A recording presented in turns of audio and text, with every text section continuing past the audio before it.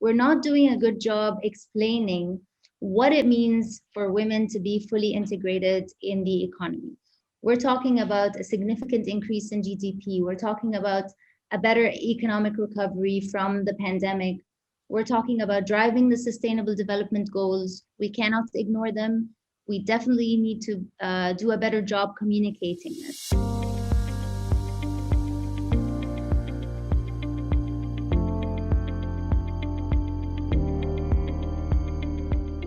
Hello and welcome to Comms Life from APCO Worldwide. I'm your host, Tom Billinghurst. Every episode we delve into the topics and trends shaping the communications industry. In this episode, we're discussing the theme for International Women's Day, Choose to Challenge, and what that means for the year ahead, and how the platform She is Arab is empowering women to overturn female stereotypes in the Middle East and beyond. So how have women-owned businesses communicated what they do and who they are to change perceptions of the modern working woman? Joining us to discuss the topic is Samar Alshorafa, founding CEO of She is Arab. Samar, welcome to the show.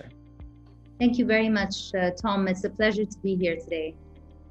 Thanks for joining us. So this topic around International Women's Day, let's put some context around that for our listeners who are perhaps unfamiliar with She is Arab. What is the platform She is Arab, and what motivated you to found it in the first place?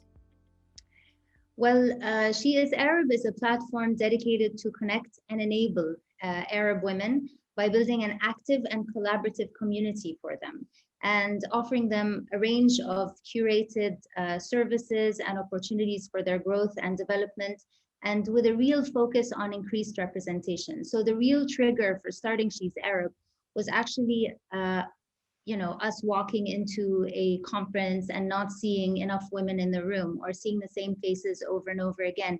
It's really the lack of representation, and not just at events, but across the board, in corporates, in business leadership positions. And so we are on a mission to magnify the role and the achievements of Arab women. And we're hoping to do that through strengthening the ecosystem that surrounds them, through advocating for greater awareness of their accomplishments and achievements, and also facilitating the growth and of engagement and networking with like-minded peers. Fabulous. So, generally speaking, what kind of professional women are joining the She is Arab platform? What kind of backgrounds are they coming from, and what industries do they represent? Sure. So let me just start by saying that She is Arab is really an initiative by Arab women for Arab women. So it's a call to action. It's a very inclusive, diverse, open platform that welcomes women from all walks of life. And it is also sector agnostic, because we're really working to shed light on success stories of women from, across all sectors, and even from, economically or socially challenged backgrounds. But ideally, I would say the one common factor between all the women that join is usually that they're mid to senior level professionals looking to grow their own brand, their own positioning. They're change makers, they want to make an impact in the world.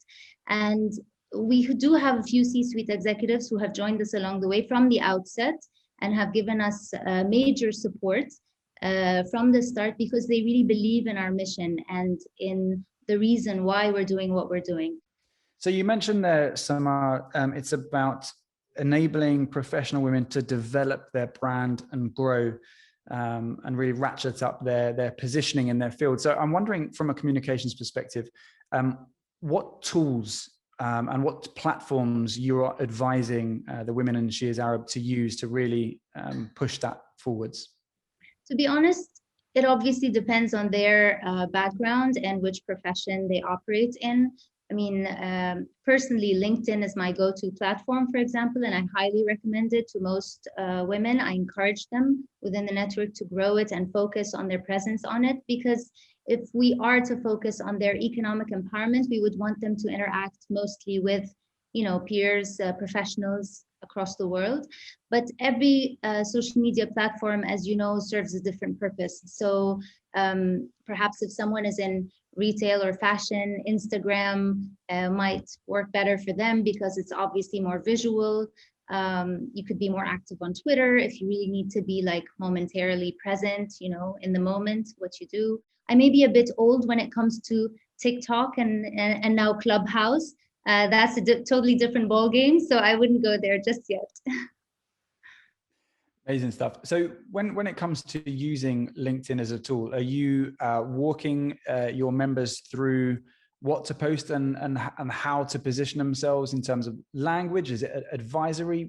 Well, to be honest, of course, we give that initial advice and everything, but I wouldn't claim to be the expert. I think what She's Arab brings to the table is connecting these women with the experts. So if somebody needs assistance or is interested in establishing presence on LinkedIn or on different social media channels, what we're doing is we're becoming the facilitators, if you will, and we're connecting them with the right advisors, sometimes with larger firms like APCO, for example, but other times with standalone freelance consultants and so on, because it depends, of course, on budgets, on backgrounds, on locations, and so on.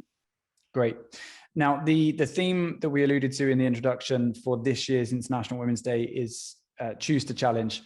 So I wonder how that resonates with you personally, and then secondly, with She is Arab as a brand. Well, I mean, with me personally, I think this theme is exactly what I am about. This theme is exactly what She is Arab is about. It's why we came to being. As an organization, we chose to challenge the stereotypes associated with being an Arab woman, and we wanted to challenge the opposers of the discourse on women's economic empowerment. So we're advocating for the importance of women's full integration in the economy and how that is of extreme importance. We're also along the way challenging topics that could be viewed as being taboo or culturally unacceptable. So for example, the issue of women getting paid to speak. This is an issue that we're really advocating for, because women in the region, I always refer to that. I know right before launching She's Arab, we conducted a survey of 70 Arab women. And it was very telling that only 9 out of those 70 women had ever gotten paid to speak. So I think there needs to be a cultural shift in a way. So everything we do is in a way, aligned to this choose to challenge theme, I reckon. The platform She is Arab, you alluded to it earlier, where you would walk into boardrooms and events and conferences and see the lack of representation or the lack of women in those rooms, and realize that something needs to be done about it, and have produced a platform and a service that has done something about it. That in itself intrinsically is a very entrepreneurial endeavor. And there's been no greater testing time for an entrepreneur than the coronavirus pandemic that we've just been through. So I have to ask, how challenging was that for a new business in a new climate, and how did you adapt to it?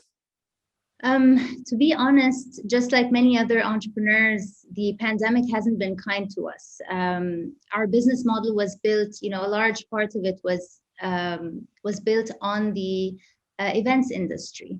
And so we've had to make a major shift with our business model. We've had to pivot and look at, alternative ways to sustain ourselves as a business. But I always say that the silver lining for us is that we actually used the year 2020 to showcase the amazing roster of women that we have in our community, in our network, through a series of virtual events, webinars, social media postings. And this has helped us a lot in, garnering attention and support and followership on social media from men and women all around. Thanks for tuning into Comms Life by APCO Worldwide. If you're enjoying this, subscribe to our YouTube channel and follow us wherever you get your podcasts from. Catch up on all our previous episodes where we discuss everything from the future of aviation with Arabian Aerospace to the global economic recovery with The Economist. Welcome back to Comms Life. We're still here with Samar Alshorafa, founding CEO of She Is Arab. For the second segment, we're going to look at a recent or relevant news item to the topic we're discussing: International Women's Day, female empowerment, and enabling professional women. The article that we're looking at here, Samar, is from the CNN business pages, entitled "Female Fortune 500 CEOs Reach an All-Time High, but it's still a small percentage." The quote that we're going to look at right here is: "The number of women running Fortune 500 companies has hit an all-time record of 37. Even though the number of female CEOs is up, that is still only 7.4% of the Fortune 500 ranked businesses compiled annually by the magazine. Last year, there were 33, which was up from 24 from 2018. And to really put things into perspective, 20 years ago, there were only 2 female-led companies, according to Fortune. So, Samar, just reading this, it seems like there is still a very long way to go for women. Firstly, getting investment from venture capitalists to grow these companies into Fortune 500 companies. But also, secondly, becoming the CEOs of Fortune 500 companies. So the simple question is, why? I'll actually start with the issue of becoming CEOs. And I think multiple factors come into play there, but I'll cite a few reasons. One, I think government priorities. As part of any country's public policy, if driving gender equality is not a priority on their list, it'll be very difficult to view women at the top in business leadership. If we look at the UAE, for example, we're in the UAE, and we are proud, honestly, as She Is Arab, to be in a country where they're actively driving SDG 5, where it has just been ranked first regionally and 18th globally on UNDP's Gender Inequality Index. It's essential to have government buy-in in order to have a trickle-down effect on everything else in the economy. I'd also add to that, cultural and societal constraints, which are often undermined, traditions, norms, motherhood requirements, and a host of, other similar factors. I would definitely cite the lack of role models as another reason, hence also the work that we try to do as She Is Arab. So the women themselves may not have access perhaps to a nurturing environment surrounding them, supporting the growth of their talents and their abilities. And, I think this is a major issue. For your other question regarding getting investments from venture capitalists, I think the pandemic obviously has caused a major regression on that front in any advances that were taking place. More and more businesses led by females were getting funded. Surprisingly enough, according to Crunchbase, female-founded startups have received a total of $4.9 billion in venture funding in 2020. This is already 27% less than what was received in the same period in 2019. So this is already telling of the effects of the pandemic. This could throw us back another, 10 or 20 years when it comes to VC funding. So this needs to hopefully pick up post-pandemic. We need to have more funds focused on funding female startups. I find it very interesting as well. We're looking at this at the moment from an international perspective, and obviously the CNN article is referring specifically to the American market. So I wondered, then bringing this to She Is Arab, a pan-Arab organization with international outlook, if this is a similar story for businesses in the Middle East and the Arab world. It is a similar story, but believe it or not, the rates are better in the Middle East than they are in the US. In the US, women have access to only 2.8% of VC funding. In the region, women have access to 5.1% of VC funding. Again, not to say that it's great. The regional startup ecosystem is obviously still male dominated. We have a long way to go. It's a very nascent ecosystem too. So I think we shouldn't be so, quick to judge. But I would also add that there are a number of factors, again, that come into play, such as, your contacts, people in the industry that you work in, insider knowledge. So that's why it's really important for any entrepreneur out there to interact with the startup community, to connect with incubators, accelerators, VC funds, go to events. So I think it's really important to be proactive in that respect. So just to finally round off by coming back to this CNN article and come back to the communications aspect of what we're discussing here, the article adds later on that a study last year, so that would have been 2019, from Standard & Poor's Global Market Intelligence found that public companies with female CEOs or CFOs, chief financial officers, often were more profitable and had better stock price performance. So if that is tangible, clear, evidence, fact-based, what is that? Where's that performance, that improved performance coming from? What are the factors that are underlying that improved performance? And what should we be focusing on when we talk about including more women in the professional environments that we're talking about? I think three things. One is what these women bring to the table. So first and foremost, it's their knowledge. It's their technical ability, why they were hired in the first place. This tells us that when we harness talents and skills of women, it leads to economic growth. We should communicate this better.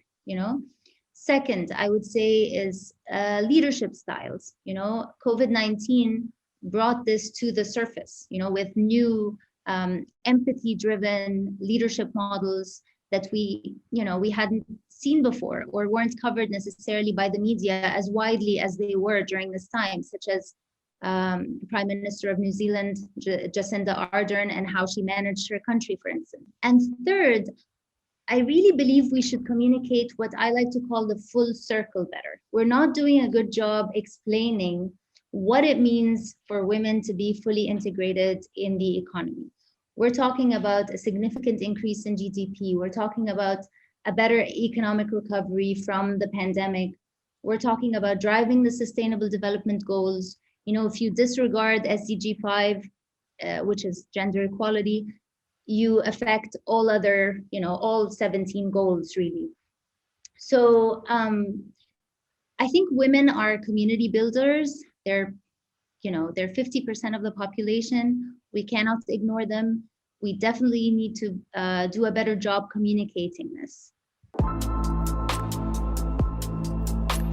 We hope you're enjoying this APCO Worldwide production. To find out more about what we do in the communication space, head to apcoworldwide.com and see how we are helping firms build back stronger. Welcome back to Comms Life. We are still here with Samar Alshorafa, founding CEO of She Is Arab. Samar, thanks so much for your time. We've got your thoughts from a professional perspective about female empowerment, the theme for International Women's Day coming up, Choose to Challenge, and how we get more women involved in professional sectors. But for the final segment of the show, we want to get to know you a little bit better. So we have some getting to know you questions. If you're happy for me to fire these at you and get your thoughts. Absolutely. Fire Let's away. do it. Okay, great. First one, your earliest childhood memory. That would be our ginormous, and I do mean ginormous, family gatherings where we used to, sing and dance together, eat lots of food prepared by members of our family. It was more like a picnic style, but at home.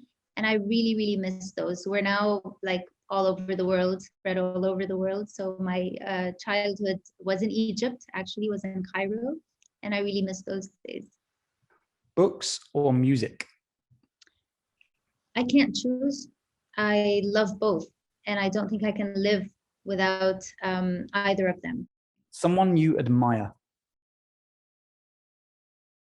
That would be my grandmother, a very admirable and powerful woman who held our family together in the diaspora until her passing in 2018. So to be honest, her legend, remains in our hearts, and to all those who knew her, she was quite an incredible lady.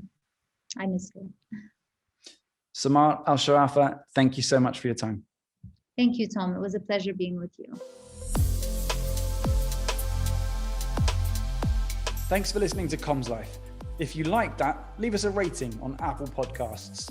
Send us any questions or comments on our Twitter page. And while you're at it, you can subscribe to and download Comms Life on our YouTube channel or wherever you get your podcasts from. Stay safe and be well.